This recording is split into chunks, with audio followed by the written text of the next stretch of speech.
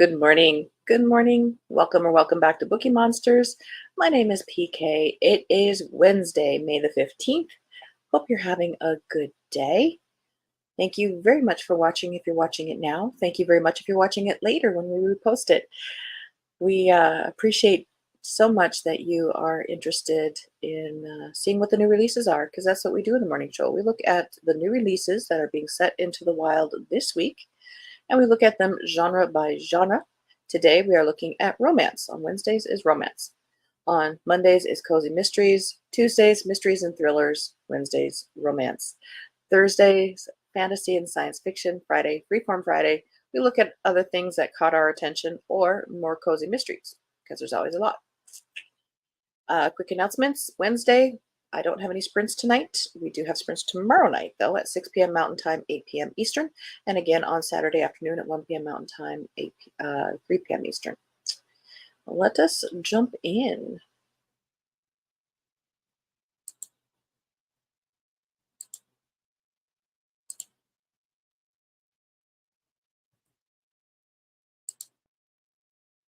I'm closing some tabs here while we're at it.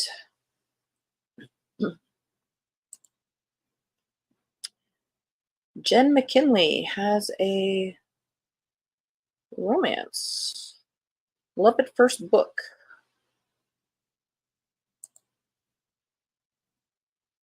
When a librarian moves to a quaint Irish village where her favorite novelist lives, the last thing she expects is to fall for the author's prickly son, until their story becomes one for the books.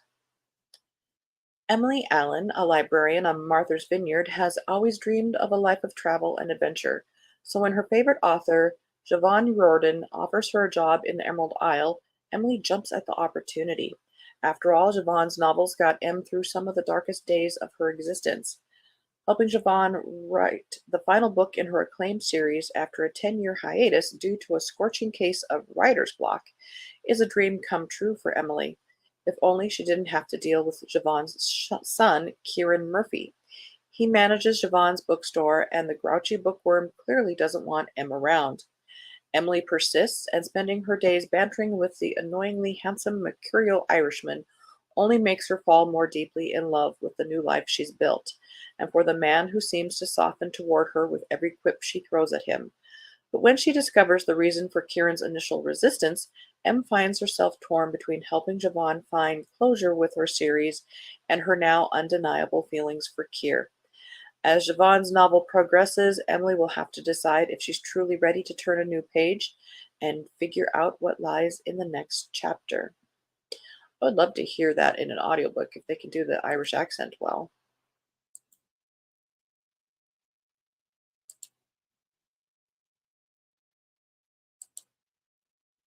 Loyally, Luke by Pepper Basham.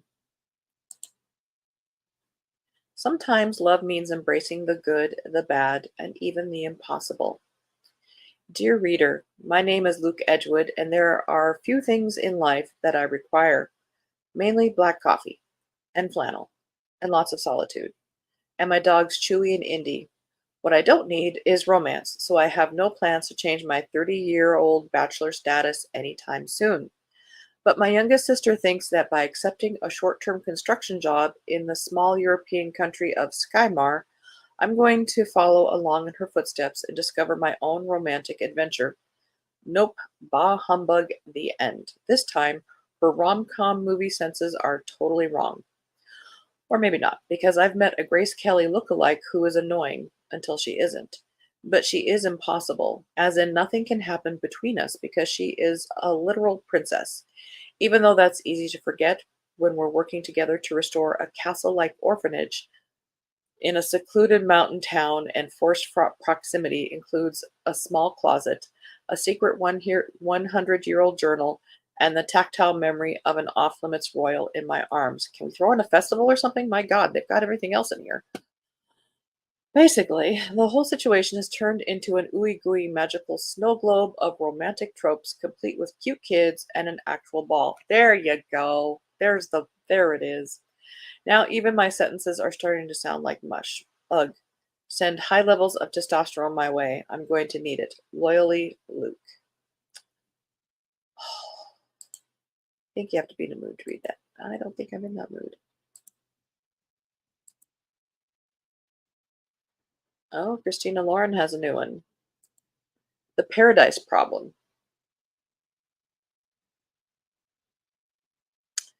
A delicious new romance between the buttoned-up heir of a grocery chain and his free-spirited artist ex as they fake their relationship in order to receive a massive inheritance. Anna Green thought she was marrying Liam Weston for access to subsidized family housing while at UCLA. She also thought she'd signed divorce papers when the graduation caps were tossed and they both went on their merry ways. 3 years later, Anna is a starving artist living paycheck to paycheck, while West is a Stanford professor. 3 years later, he fast tracked it. He may be one of four heirs to the Weston Foods conglomerate, but he has little interest in working for the heartless corporation his family built from the ground up and allowed him to go to Stanford. He is interested, however, UCLA, anyway, allowed him to go to UCLA, which ain't cheap. He is interested, however, in his $100 million inheritance. There's just one catch. I'd be interested too. Due to an antiquated clause in his grandfather's will, Liam won't see a penny until he's been happily married for 5 years. Just when Liam thinks he's in the home stretch, pressure mounts from his family to see this mysterious spouse, and he has no choice but to turn to the one person he's afraid to introduce to his one percenter parents, his unpolished, not so ex wife. But in the presence of his family, Liam's fears quickly shift from whether the feisty, foul mouthed, paint splattered Anna can play the part to whether the toxic world of wealth can corrupt someone as pure of heart as his surprisingly grounded and loyal wife. Liam will have to ask himself if the price tag on his flimsy cover story is worth losing true love that sprouted from a lie. I've read Christina Lauren. I liked it. This just kind of irks me for some reason.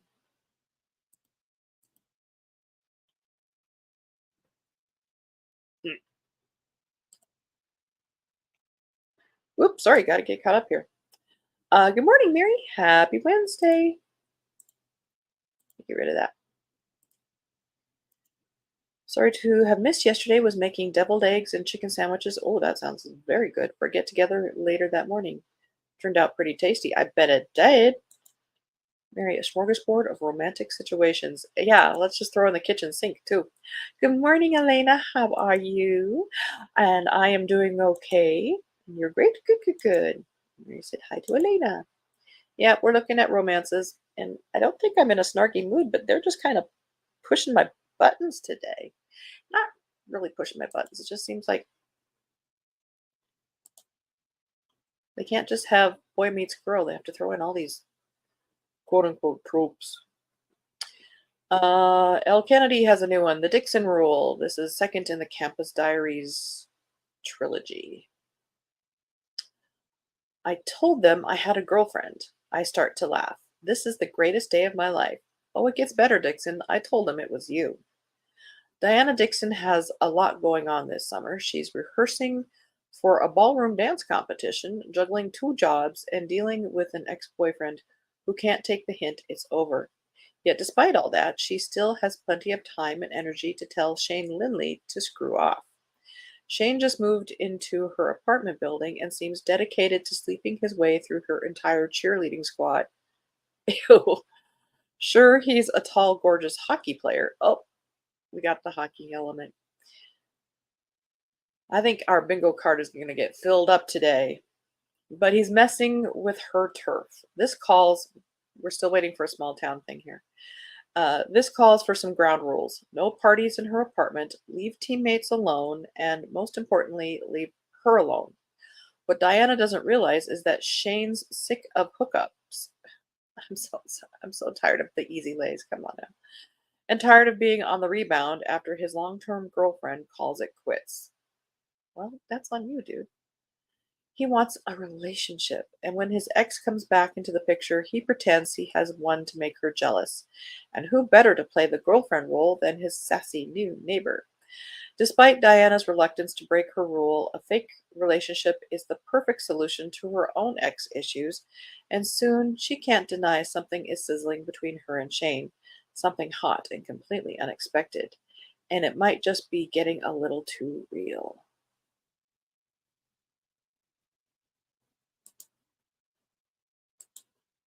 Oh my. Again, what happened to Boy Meet Girl?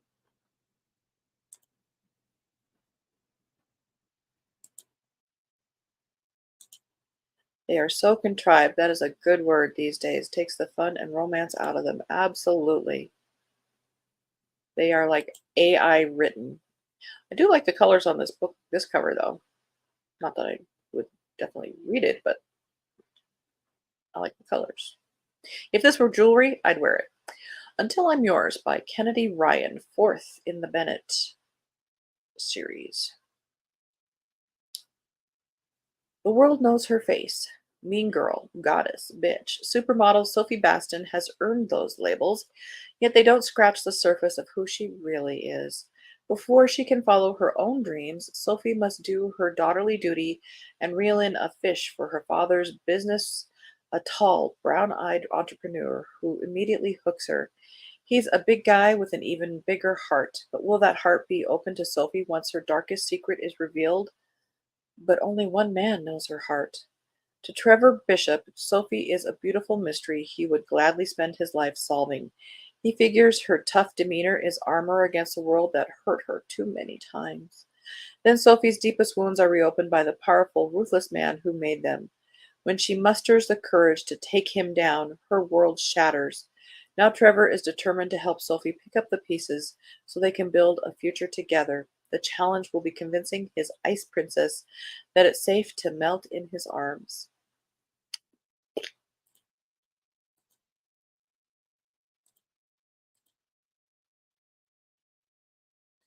Sand, sequins, and silicone. I don't hate that cover. I should, but I don't.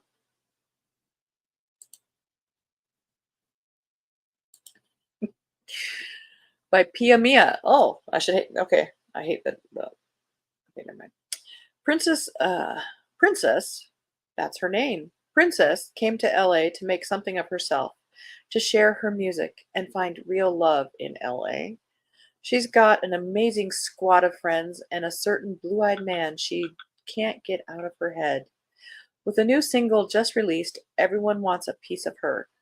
Party invitations, paparazzi, and custom couture dresses abound. She's living her California dream, which never happens, I'm sorry. But Hollywood isn't exactly what she thought it would be. Behind closed doors, there's lies and loneliness disguised by smiles and laughter, and probably jokes. It's hard to know who to trust or what's fake and what's real. Princess, it's all fake. Princess just wants success on her own terms, but needs to make sure she doesn't lose herself in the process. This is a debut novel. Oh, I guess Pia Mia is an actual recording artist. Okay, no wonder. Yeah. I am too old for this book, and I'm okay with that.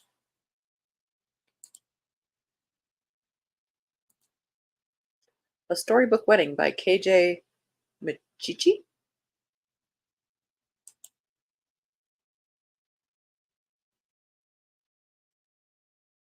I'm just looking at how he's holding her. Watch out for karaoke mishaps that result in a fake engagement, because weddings are forever.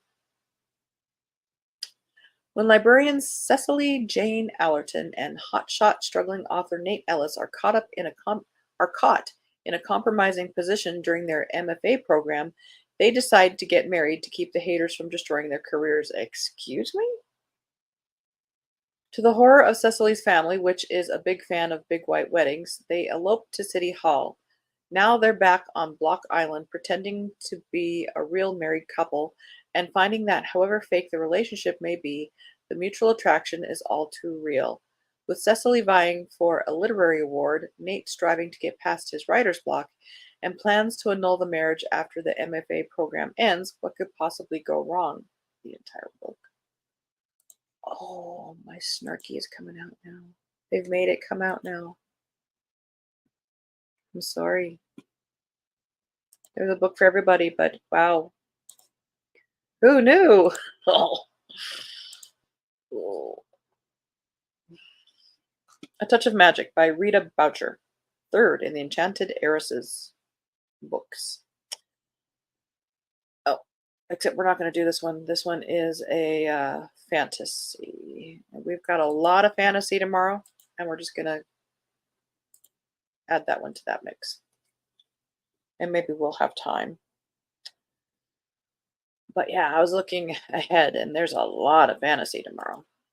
A Wedding in Lake Como by Jennifer Probst. Third in Meet Me in Italy. And I'm sure we have a poor little rich girl who can afford to go to Lake Como. I'm sorry, I'm snarky.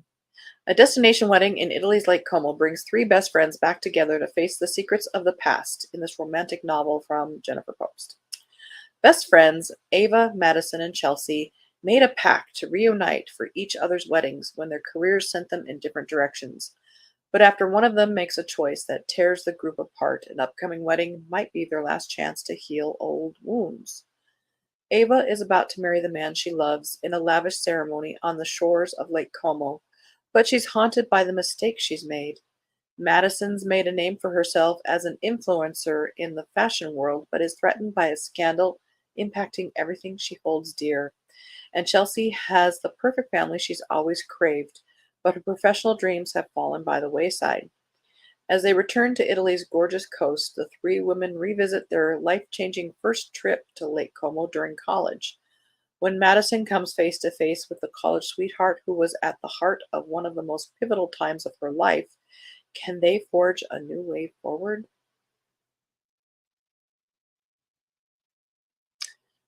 Cover's pretty.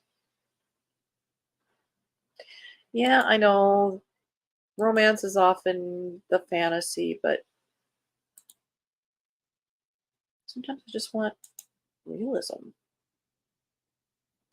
Oh, we got another hockey one. Collide, Off Ice series by Bal Cabra. She's an honors student with ambitious graduate school plans, and he's a jock with only hockey on his mind. But once their worlds collide, their connection is hot enough to melt an ice rink.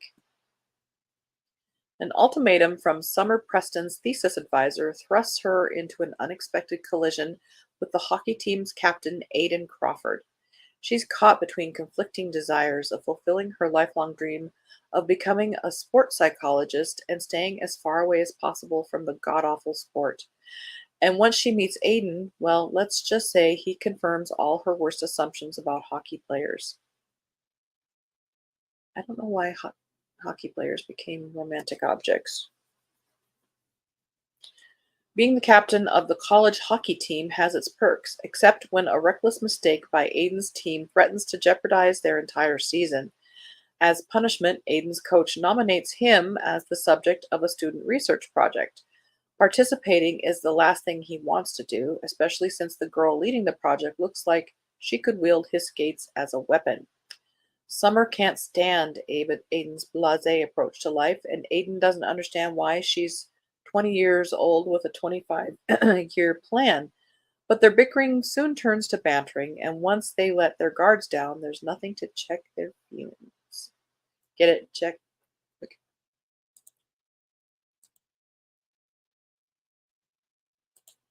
His Secret Highland Bride by Allison B. Hansen. It's been 5 years since Shane McPherson stepped foot on his clan's lands.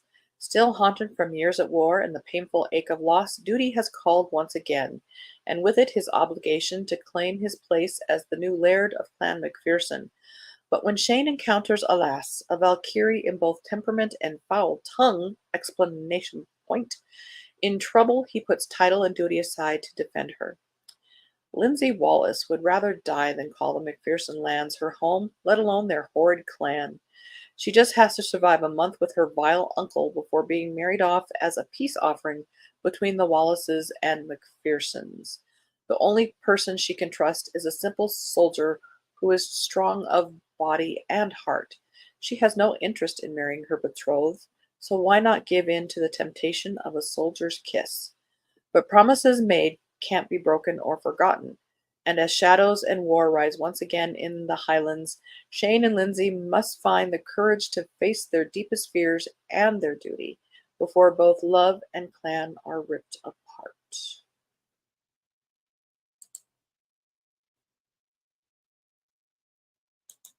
Yeah, that lake is pretty on that cover. Looks like a caveman from here. Well, Highlanders, they don't wear much. That is all I've got. And we're done a little bit early. Let's do a quick little stroll if it will let us. And see if that Love at First book has an audiobook. And if they do a Irish accent. How you?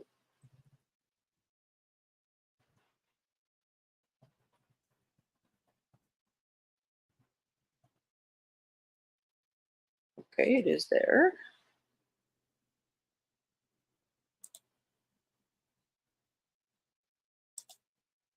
Oh, Have you had coffee yet?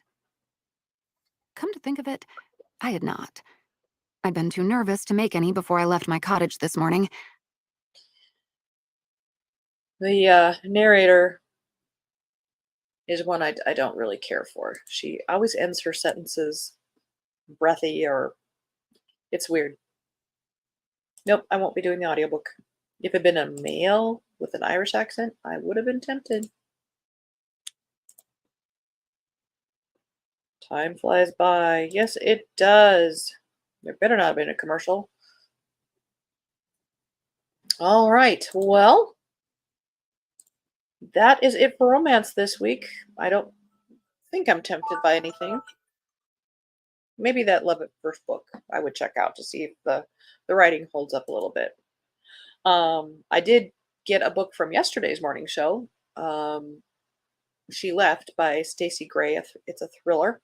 The it kind of intrigued me, so I got it. Mary, have a great day today, everyone, and hope to see you soon over at TD this morning. Yes, you too. And that's a wrap. Indeed. All righty. Well, thank you guys. Thank you both, all three, for being here. Thank you if you're going to be watching it later, because I will be reposting this. Again, no sprints tonight. It's Wednesday night, but I will have them tomorrow night at 6 p.m. Mountain Time, 8 p.m. Eastern. Hope you have a very good Wednesday. Hope you're reading good books. And as the banner says here, don't be a bookworm, be a bookie monster. Have a good day. God bless.